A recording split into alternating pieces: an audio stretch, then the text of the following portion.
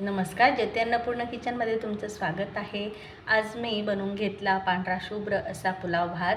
तर भात बनवण्यासाठी मी इथे घेतलेला आहे बासमती तांदूळ। तर अर्धा किलो तांदूळ घेतलेला आहे। तांदूळ स्वच्छ 2-3 पाण्याने धुवून घेतला आणि आता त्याच्यात तांदूळ बुडेपर्यंत पाणी टाकायचं आहे आणि अर्धा तास हा तांदूळ आपल्याला असाच भिजवून ठेवायचा आहे। पुलाव भात बनवण्यासाठी आपल्याला काही खडे मसाले लागतील। त्याच्यामध्ये घेतलं मी तेजपान, दालचिनी, लवंग आणि मिरे। आता आपण भाताला लगेच फोडणी करून घेऊ। त्याच्यासाठी मी छोटी वाटीभर तेल घेतलं, तुम्ही तूप देखील घेऊ शकता।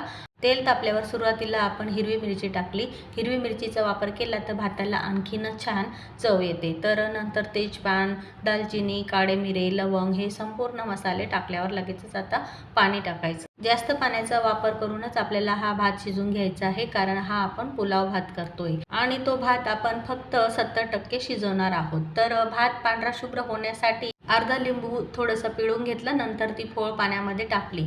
5 मिनिटं ती फोळ अशी शिजू द्यायची। आता चवीसाठी मीठ टाकलं, तर मी अर्धा किलोसाठी 2 छोटे चमचे भरून मीठ टाकलेलं आहे।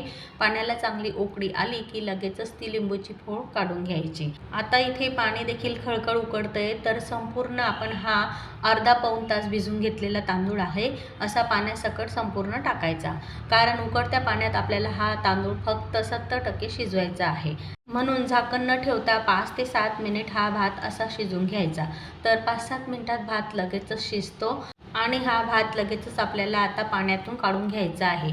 असा चाळणीवर काढून घ्यायचा, म्हणजे त्याची शिजण्याची प्रोसेस ही थांबते आणि भात जास्त गचका न होता अगदी मोकळा मोकळा असा तयार होतो। तर संपूर्ण भात मी चाळणीवर काढून घेतला आणि हे शिल्लक राहिलेलं पाणी आपण चपाती भाजीसाठी वापरू शकतो। तर किती लांब सळक मोकळा आणि पांढरा शुभ्र भात तयार झालेला आहे। असा भात शिजवून त्यापासून आपण पुलाव, जिरा राईस किंवा बिर्याणी देखील तयार करू शकतो। तर ही सविस्तर रेसिपी बघण्यासाठी टायटलमध्ये त्रिकोणावर क्लिक करा आणि नक्की बघा। लाईक, शेअर, चॅनलला सबस्क्राईब। धन्यवाद।